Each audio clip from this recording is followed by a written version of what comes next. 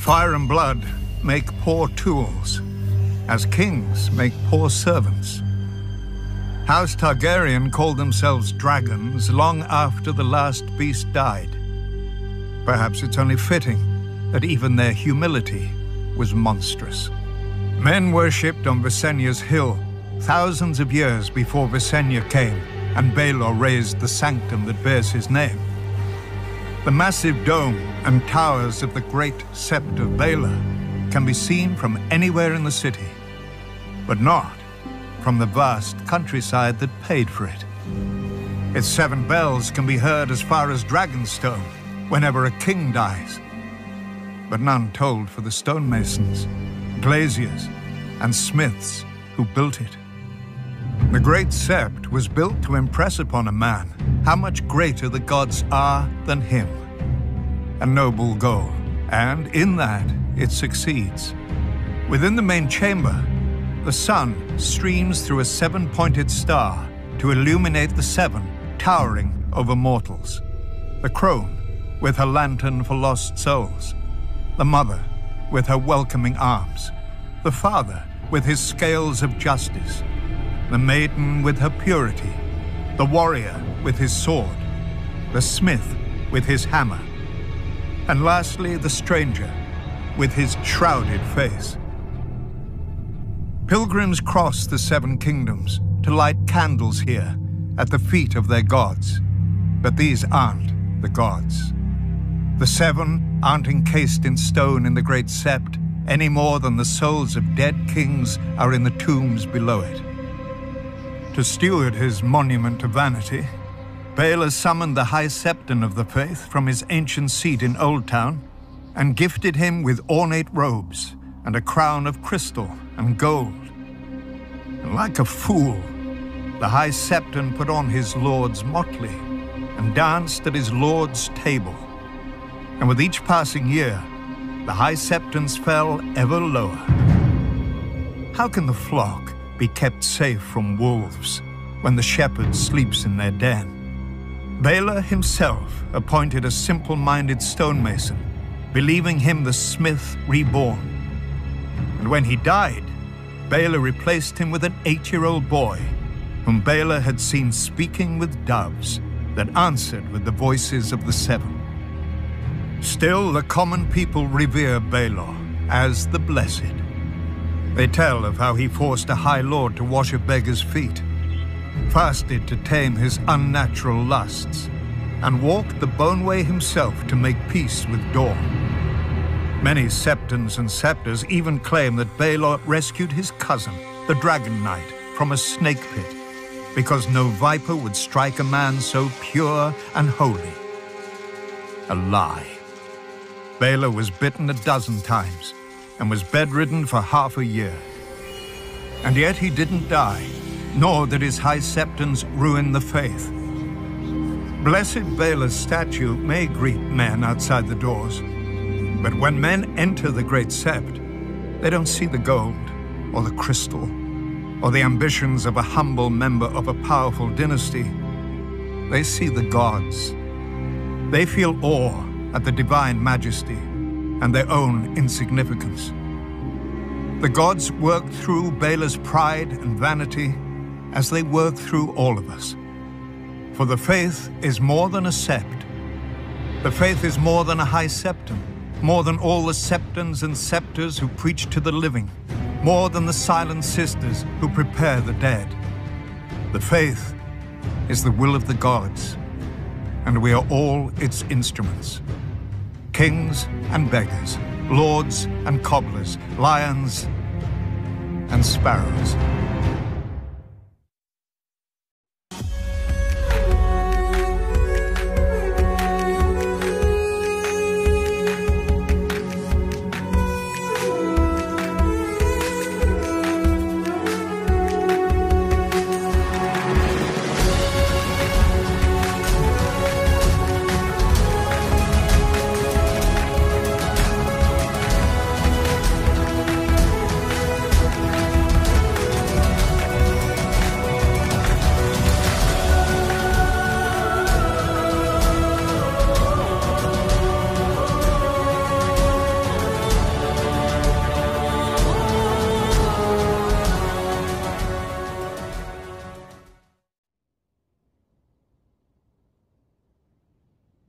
foreign blood, don't you, Baelish? A great-grandfather from Bravos, yes. I suppose all of our ancestors came from somewhere else, originally. Our forebears settled the Vale thousands of years ago. We've fought off invaders ever since. The beauty of the Vale is matched only by the nobility of its great families. Lady Arryn often told me that you were her rock, Lord Royce. Well, she told me nothing about you, Baelish. But I didn't need to hear from her. Moneylender, whoremonger. You've been licking Tywin Lannister's boots so long, it's a wonder your tongue's not black. My lord, and when Jon Arryn named you Master of Coin, no one cared. Always been a grubby job. Why not let a grubby man do it? But when I heard you were lurking here, fawning over the Lady Arryn... Lady Arryn invited me. She and I have been close since childhood. Yes, we all know how close you were. Lady Arryn's predilections were her own affair. Her death is our affair. Of course,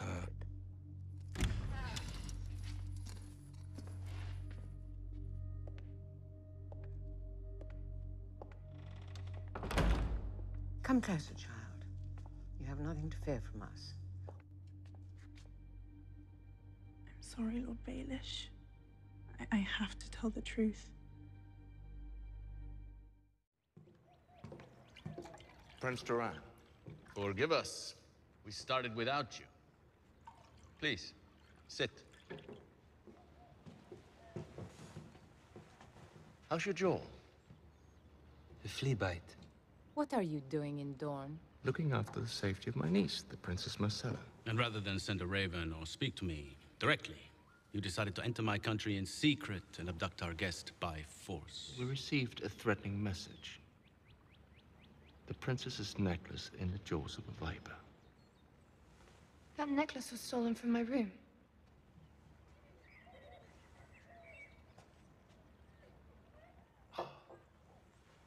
Excellent. The last meal before the beheading? Oh, I can't behead you. Many in Dorne want war. But I've seen war. I've seen the bodies piled on the battlefields. I've seen the orphans starving in the cities. I don't want to lead my people into that hell. No, you want to break bread with the Lannisters. And that is precisely what we are doing. Let us drink to Tommen, the first of his name, King of the Andals and the First Men, Lord of the Seven Kingdoms.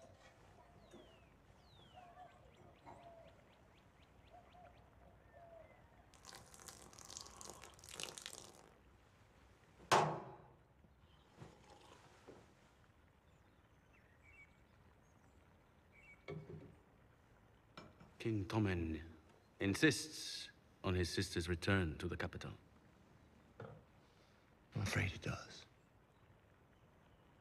I cannot disobey my king's command. She will return with you to King's Landing. And my son, Prince Trystane, will accompany you both. If the alliance between the Iron Throne and Dorne is to continue, their engagement must stand. I accept. One more thing. My brother was named to the small council before his death. Your father understood the importance of keeping Dorne in the fold. With Oberyn gone, Trystane will take his place on the small council. You have my word. The word of a kingslayer. No wonder you can't stand. You have no spine. You are mother to 4 of my nieces, girls I love very much. For their sake, I hope you live a long and happy life. Speak to me that way again, and you won't.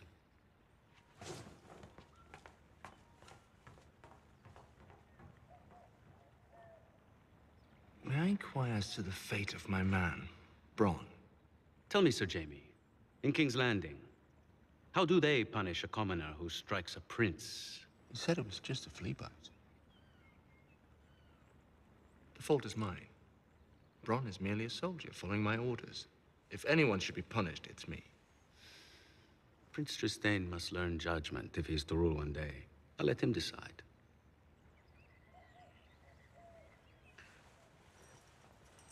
I have learned the value of mercy from my father. I'll set your man free. You're a good man. On one condition. He saved me. Smuggled me away when he had the chance. He knew I'd be safe here in the Eyrie with my own blood, my Aunt Lysa. The Lannisters have friends everywhere, even the Vale. He made me swear not to tell anyone my true name. Your secret is safe with us, my lady. Your father grew up right here in these halls. We hunted together many times. He was a fine man. Tell us what happened to your aunt, Sansa. You knew her well, my lords, my lady. You knew she was a troubled woman.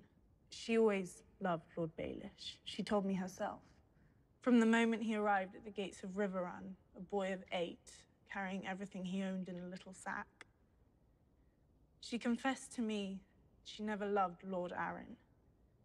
She did as her father commanded, as so many of us have.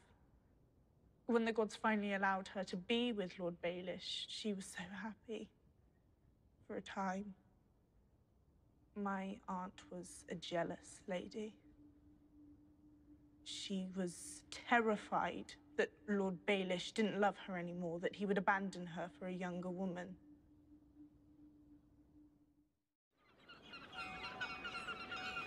For my children, money!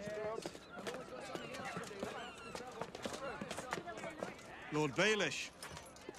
Yes. Lancel Lannister. Brother Lancel. We abandon our family names. It's quite a family to abandon. The city has changed since you were here last. We flooded the gutters with wine, smashed the false idols, and set the godless on the run. Well done.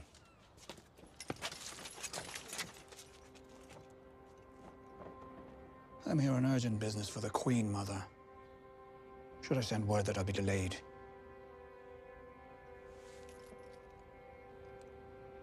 Step carefully, Lord Baelish. You'll find there's little tolerance for flesh peddlers in the new King's Landing. We both peddle fantasies, Brother Lancel. Mine just happened to be entertaining.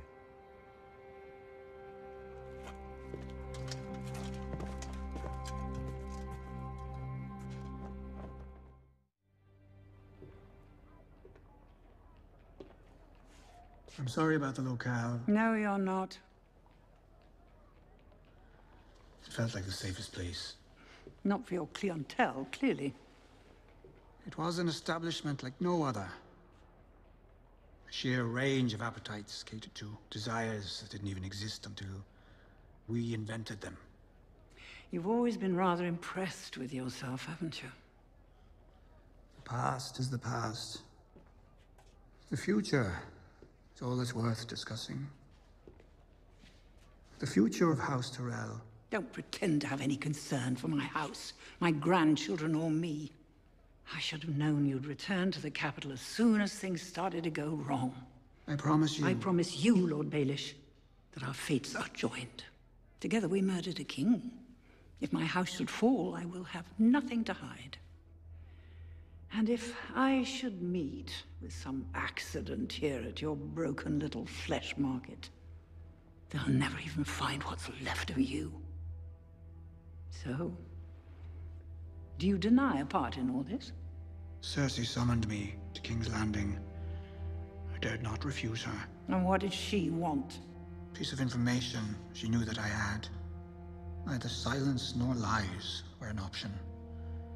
But I have other information, of which she is unaware. And as you say, our interests are aligned. I have a gift for you. What kind of gift? The same kind I gave Cersei. A handsome young man. If we sin, we must atone. Marjorie of House Tyrell came to us a sinner. She stood before the gods in the Holy Sept and lied.